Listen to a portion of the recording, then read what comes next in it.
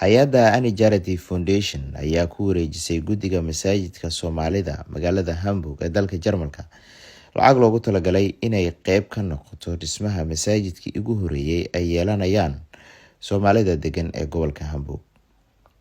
Lacagtan lagu wareejiyay guddiga masaajidka waxaa la baxay walaalo muxsiniin ah oo ka mid ah jaaliyadda Soomaalida ee Hamburg, waxayna u soo wakiisheen gudoomiyaha hay-adda Ani Charity Axmed Nuur Ibrahim. waa kan gudoomiyaha oo ka hadlaya kulanka lacag wareejinta. السلام عليكم ورحمة الله وبركاته. أخيار وايد سلامي.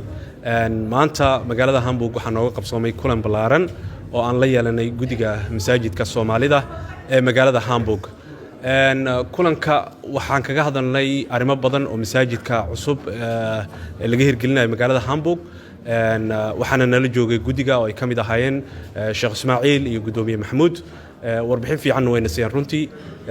kulankan wuxuu daarnaa sidoo kale anoo ka wakiil ah walaalo muxsiniin oo ka tirsan community-ga Soomaalida magaalada Hamburg, gaar ahaan anoo matalaya hay-adda Ani Charity in ma arkin oo lacag ay walaalahaas ka soo ururiyeen aan guddiga aan ku wareejiyo maadaama dhismaha masaajidka ama diyaarintiisa uu gabagabo marayo lana rabo bisha Ramadaan oo kale in ma arkin oo inta soonka uu socdo 30 casho in walaalaha ay ka helaan ma arkin oo meeshii salaada ay ku tukan lahaayeen waxyaabihii yaryara afurka oo kale iyo isu imaatinka iyo salaadaha in lagu oogaba. marka sharaf gaar ah noo ahayd in guddiga aan la kulanno oo lacagtaas yarna aan ku wareejino.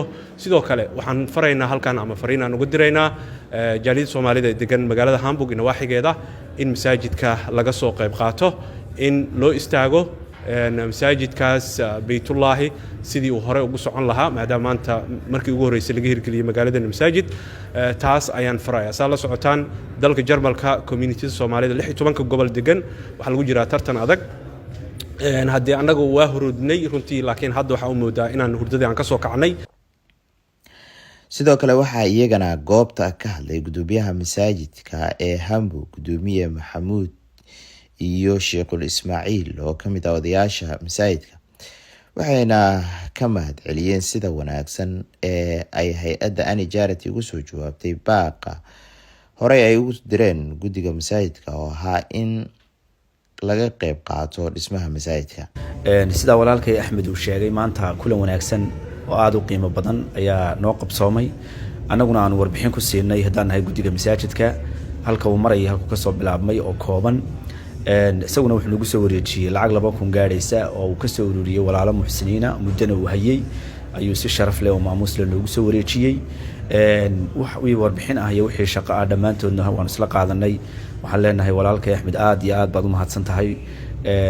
kulanka muhiimka leh aad maanta noo qabatay ee sharafta leh khiyaartu ku kulmeen sidaa uu idin sheegay insha Allah tacaala bisha soo socota masaajidku waa uu noo furmi doonaa. annagu waa ku mahadsan dadkii labadii dhaqaalihii nala ku soo wareejiyay iyo dadkii muxsiniinta lacagta la baxay. waxa weeye annagu masaajidka sida sheekhu sheegay insha Allah haddii asbuuca soo socda wixii loo gaaro hawshiisi waa gabagabo, furiisi waa la soo wareegaynaa. Ramadaanta haddii Ilaahay idan ka dhigo waa lagu tukan doonaa insha Allah. walaalkeen Axmed iyo dadkii dhammaanta hawshaas soo la qaamana oo ku mahadsan yihiin. wixii warbixinana insha Allah dhammaantii masaajidka furitaankiisa oo marka la qaadan doonaa Ilaahay. Jamaal Maxamuud Geed Saxday oo ka mid ah waalidiinta ayaa isna dhankiisa ugu baaqay waalidiinta degan Hamburg inay gacan ka geystaan dhamaystirka iyo ka warqabka masaajidka.